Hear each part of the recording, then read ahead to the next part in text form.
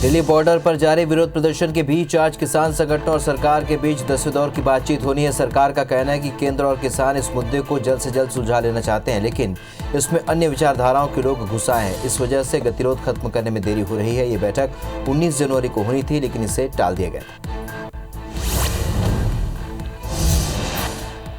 नए कृषि कानूनों के खिलाफ दिल्ली की सीमाओं पर लंबे समय से डटे किसानों के विरोध के बीच उपराष्ट्रपति एम वेंकैया नायडू ने कहा कि देश में कृषि को मुनाफा देने वाला उपक्रम बनाने की जरूरत है। उन्होंने कहा कि कर्ज माफी और सब्सिडी से किसानों को केवल अस्थायी राहत मिलती है। उन्होंने किसानों को आसान शर्त पर कर्ज और निर्बाध बिजली उपलब्ध कराने पर भी जोर दिया।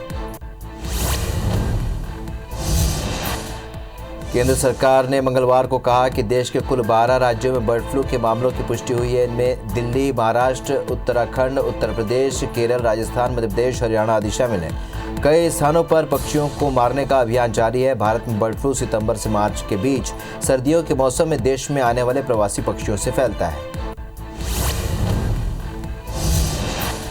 ब्रिस्बेन में खेले गए चौथे टेस्ट में रोमांचक जीत के साथ टीम इंडिया ने इतिहास रच दिया।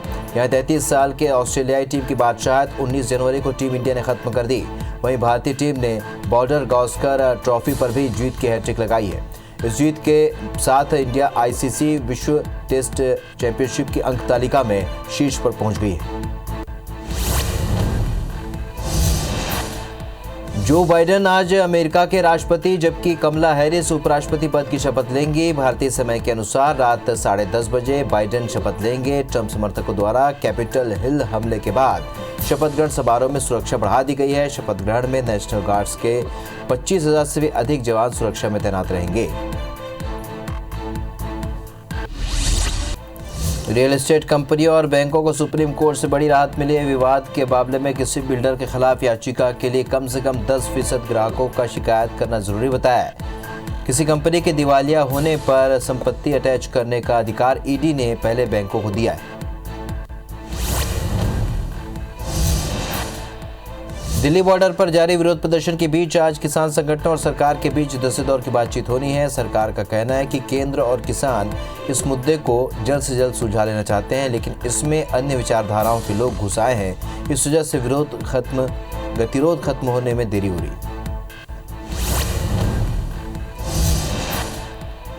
ब्रिस्बेन में खेले गए चौथे टेस्ट में रोमांचक जीत के साथ टीम इंडिया ने इतिहास रच दिया। यहां 33 साल से ऑस्ट्रेलियाई टीम की बादशाहत 19 जनवरी को टीम इंडिया ने खत्म कर दी है। वहीं भारतीय टीम ने बॉर्डर गावस्कर ट्रॉफी पर जीत की हैट्रिक भी लगाई। इस जीत के साथ इंडिया आईसीसी विश्व टेस्ट चैंपियनशिप की अंक तालिका में शीर्ष पर पहुंच गई। यूपी के उप मुख्यमंत्री केशव प्रसाद मौर्य ने कांग्रेस नेता राहुल गांधी पर निशाना साधा। मौर्य ने कहा कि राहुल गांधी को चीन का सुरक्षा सलाहकार बन जाना चाहिए। राहुल चीन जाकर वहां की सेना का नेतृत्व करें। उन्होंने कहा कि भारत की तरफ आंख उठाकर देखने वाले की चिथड़े उड़ा दिए जाएंगे। भारत की 1 इंच जमीन पर भी दुश्मन कब्जा नहीं कर सकता। दूसरी बीमारियों के टीकों के साइड इफेक्ट की तुलना में अभी तक कोरोना के टीके के साइड इफेक्ट सबसे कम देखे गए हैं। 6 लाख से भी ज्यादा वैक्सीन लगवाने वालों में महज 580 लोगों में मामूली लक्षण दिखे हैं। पहले टीकाकरण में बुखार, थकान जैसे मामूली लक्षण ही सामने आए हैं। कोरोना के खिलाफ लड़ाई में देश को एक और वैक्सीन मिल सकती है। भारत बायोटेक की ओर से विकसित नाक से दी जाने वाली वैक्सीन के पहले चरण के ट्रायल को मंजूरी मिल गई है। दूसरी वैक्सीन की मंजूरी से देश के ज्यादा से ज्यादा लोगों को टीका लगाने में मदद मिलेगी।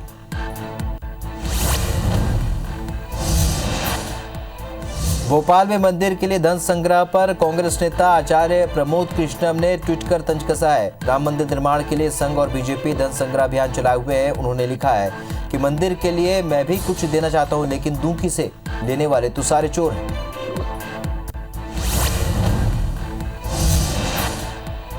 व्हाट्सएप की नई प्राइवेसी पॉलिसी को लेकर केंद्र सरकार सख्त नजर आ रही है। आईटी मिनिस्ट्री की ओर से व्हाट्सएप के सीईओ को खत लिखा गया है। इसमें एक तरफा पॉलिसी को वापस लेने की मांग की गई।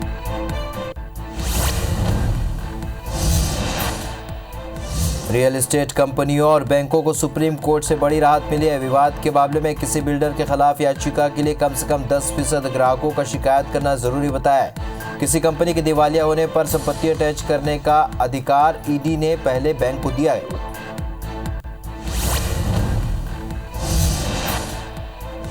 देश में कोरोना संक्रमितों की संख्या 1,05,96,000 के पार पहुंच चुकी है। अब तक 1,02,00,000 से भी ज्यादा मरीज ठीक हो चुके हैं। देश में एक्टिव केस घटकर 1,94,000 पहुंच गए।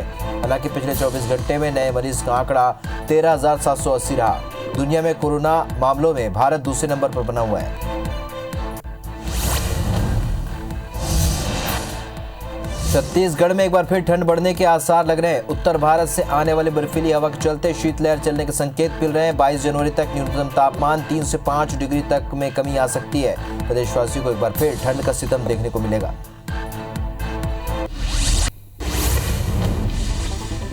दिल्ली बॉर्डर पर जारी विरोध प्रदर्शन के बीच आज किसान संगठनों और सरकार के बीच 10वें दौर की बातचीत होनी है। सरकार का कहना है कि केंद्र और किसान इस मुद्दे को जल्द से जल्द सुलझा लेना चाहते हैं, लेकिन इसमें अन्य विचारधाराओं के लोग घुसाए हैं और इस वजह से गतिरोध खत्म करने में देरी हो रही है। ये बैठक 19 जनवरी को होनी थी, लेकिन इसे टाल दिया गया।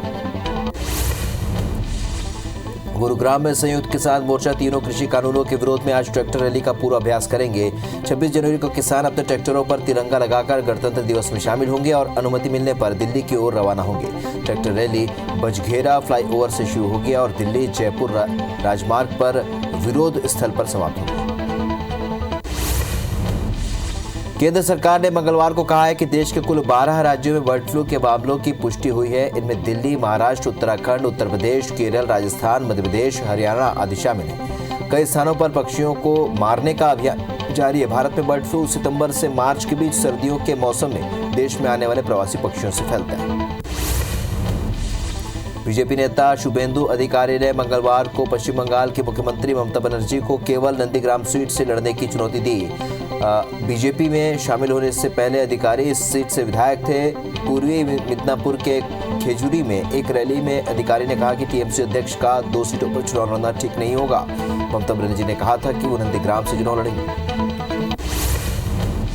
ब्रिस्बेन में खेले गए चौथे टेस्ट में रोमांचक जीत के साथ टीम इंडिया ने इतिहास रच दिया। यहां 33 साल से ऑस्ट्रेलियाई टीम नहीं हारी थी, लेकिन 19 जनवरी को टीम इंडिया ने ऑस्ट्रेलिया की बादशाहत खत्म कर दी। वहीं भारतीय टीम ने बॉर्डर गावस्कर ट्रॉफी पर जीत की हैट्रिक भी लगाई। इस जीत के साथ इंडिया आईआईसी विश्व टेस्ट चैंपियनशिप की अंक तालिका में शीर्ष पर पहुंच गई। पन्ना जिले में अवैध रूप से शराब बना रहे लोगों पर कार्रवाई जारी है। सिमरिया थाना क्षेत्र के ग्राम खैरी में मुखबिर से सूचना पर आबकारी विभाग और पुलिस की संयुक्त टीम ने छापेमार कार्रवाई करते हुए अलग अलग घर से काफी मात्रा में शराब जब्त की है और 9 आरोपियों को हिरासत में लिया। भोपाल के बालिका गृह में बच्चों से यौन शोषण के बाद एक बच्ची की हालत नाजुक बनी हुई है। बीती रात 5 बच्चियों में से एक ने जहर खा लिया था। परिजनों ने बालिका गृह प्रबंधन पर जहर देने का आरोप लगाया। हमीदिया अस्पताल में बच्ची का इलाज जारी है। प्यारे मियां नाबालिग बच्चों से यौन शोषण का मुख्य आरोपी है। आज सीएम भूपेश बघेल बालोद जिले के ठेमा बुजुर्ग में शहीद गैंद सिंह के शहादत दिवस समारोह में शामिल होंगे। आदिवासी हल्बा हल्बी समाज के कार्यक्रम में जिले के प्रभारी मंत्री अमरजीत भगत, मंत्री अनिला भेड़िया और एमएलए शामिल होंगे, जहां सीएम आदिवासी समाज के विभिन्न क्षेत्रों में उत्कृष्ट कार्य करने वालों का सम्मान करेंगे। आज विष्णुदेव साय बस्तर दौरे पर रहेंगे। मध्य प्रदेश अध्यक्ष के आगमन पर बीजेपी शक्ति प्रदर्शन करेगी। साय 11 मंडल के पदाधिकारियों के साथ बैठक करेंगे और साथ ही प्रदेश अध्यक्ष कार्यकर्ताओं में जोश भरेंगे। कोरोना वैक्सीन की दूसरी खेप आज रायपुर पहुंचेगी। मुंबई के नियमित विमान से 22 बॉक्स में 2,65,000 डोज लाए जा रहे हैं। ये फ्लाइट दोपहर 1:30 बजे रायपुर पहुंचेगी। एयरपोर्ट के निदेशक राकेश साय के मुताबिक कोरोना वैक्सीन लाने वाले विमान का सम्मान के रूप में वाटर कैनन से स्वागत होगा। बता दें कि प्रदेश में पहली खेप 27 बॉक्स में लाई गई थी। शिरोमणि अकाली दल प्रमुख सुखबीर सिंह बादल ने दावा किया है केंद्र और किसानों के बीच जारी गतिरोध को सुलझाने में सुप्रीम कोर्ट की समिति सकारात्मक भूमिका निभा नहीं पाएगी। उन्होंने कहा कि किसान शक्ति में बीजेपी का सफाया करने की ताकत है। नवांशहर, बांगा और फगवाड़ा में वार्ड स्तर की बैठक करने के बाद सुखबीर बादल मीडिया से बातचीत कर रहे थे। सीएम भूपेश बघेल आज राजनांदगांव जिले के दौरे पर रहेंगे, जहां छुरिया ब्लॉक के ग्राम गोडलवाही में अखिल भारतीय हल्बा हल्बी आदिवासी समाज के महासभा कार्यक्रम में शामिल होंगे। वहां आदिवासी समाज के विभिन्न क्षेत्रों में उत्कृष्ट कार्य करने वालों को सम्मान किया जाएगा। देश में कोरोना संक्रमितों की संख्या 1,05,96,000 के पार पहुंच गई है। देश में अब तक 1,02,00,000 से भी ज्यादा मरीज ठीक हुए हैं। कोरोना से अब तक 1,52,754 मरीजों की मौत हो चुकी है। वहीं देश में एक्टिव केस घटकर अब 1,94,000 पहुंच गए हैं। हालांकि पिछले 24 घंटे में नए मरीज का आंकड़ा 13,780 रहा। दुनिया में कोरोना मामलों में भारत दूसरे नंबर पर बना हुआ है। मध्य प्रदेश में कोरोना के 304 नए केस से संक्रमितों का आंकड़ा अब 2,52,000 को पार कर गया है। प्रदेश में 7 मौत से कुल आंकड़ा 3,763 पहुंच गया है। वहीं 725 मरीज के स्वस्थ होने से अब तक 2,42,000 मरीज डिस्चार्ज होकर घर जा चुके हैं। अभी 5,732 एक्टिव मरीजों का इलाज जारी है। इंदौर में कोरोना का आंकड़ा 57,000 को पार कर गया है। छत्तीसगढ़ में 24 घंटे में कोरोना के 383 नए मरीज से आंकड़ा 2,94,355 हो गया है। वहीं एक्टिव मरीजों की संख्या 5,932 के पार हो गई। 10 मरीजों की मौत से आंकड़ा 3,575 पहुंच गया है। 338 मरीज के डिस्चार्ज होने से आंकड़ा 2,84,000 को पार कर गया है। वहीं रायपुर में 52, दुर्ग में 42 और राजनांदगांव में 26 नए संक्रमित मिले। दुनिया भर में कोरोना संक्रमितों की संख्या 9,65,00,000 के पार पहुंच गई। वहीं कुल मौत का आंकड़ा 20,63,000 के पार पहुंच गया है। अब तक दुनिया में 6,93,000 से भी ज्यादा मरीज ठीक हुए हैं। 2,52,00,000 से भी ज्यादा एक्टिव मरीजों का इलाज जारी है। विश्व में अमेरिका कोरोना संक्रमण में पहले नंबर पर बना हुआ है। यूके में कोरोना वायरस का नया स्ट्रेन तबाही मचा रहा है। मंगलवार को महामारी की वजह से रिकॉर्ड 1,610 लोगों की मौत हो गई, जबकि सोमवार को 592 लोगों की मौत हुई थी। हालांकि मंगलवार को 33,000 नए केस मिले, जो एक दिन पहले के मुकाबले 4,000 कम थे। हालांकि ब्रिटेन और स्कॉटलैंड में सख्त लॉकडाउन से केसों में कमी देखी जा रही है। डोनाल्ड ट्रंप ने कहा है कि कैपिटल भवन पर हिंसा से हर अमेरिकी भयभीत था। राजनीतिक हिंसा उन सभी मूल्यों पर हमला है जिसे हम जीते हैं। बाइडेन के शपथ ग्रहण की तैयारियों के बीच डोनाल्ड ट्रंप ने अपने विदाई भाषण का एक वीडियो जारी किया। ट्रंप ने अपने अमेरिका फर्स्ट नीति की सफलता के बारे में बताया। ट्रंप कहते हैं कि हमने जो आंदोलन शुरू किया है वो केवल शुरुआत है।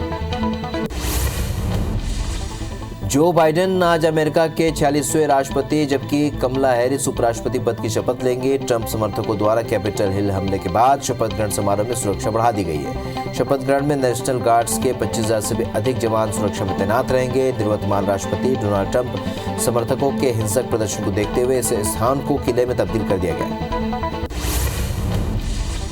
लोकसभा अध्यक्ष ओम बिरला ने कहा है कि सांसदों के आवास के निकट भी उनके RT-PCR कोविड-19 परीक्षण किए जाने के प्रबंध किए गए हैं। संसद परिसर में 27-28 जनवरी को RT-PCR जांच की जाएगी। सांसदों के परिवार कर्मचारियों की RT-PCR जांच के भी प्रबंध किए गए हैं। संसद का बजट सत्र 29 जनवरी से शुरू होगा। संसद सत्र के दौरान राज्यसभा की कार्रवाई सुबह 9 बजे से दोपहर 2 बजे तक चलेगी, जबकि लोकसभा की कार्रवाई शाम 4 बजे से रात 8 बजे तक चलेगी। ओम बिरला ने कहा कि सत्र में शून्यकाल और प्रश्नकाल आयोजित किया जाएगा।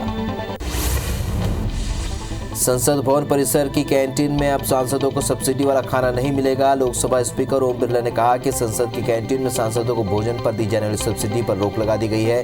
बता दें कि केंद्रीय बजट से पहले यह कदम उठाया गया है। सुप्रीम कोर्ट की ओर से गठित कमेटी के सदस्य अनिल घनवट ने कहा कि किसानों के साथ समिति की पहली बैठक 21 जनवरी को होगी। जो किसान संगठन सीधे मिल सकते हैं उनसे सीधे मीटिंग होगी, लेकिन जो संगठन सीधे नहीं मिल सकते उनके साथ वीडियो कॉन्फ्रेंसिंग के जरिए मीटिंग होगी।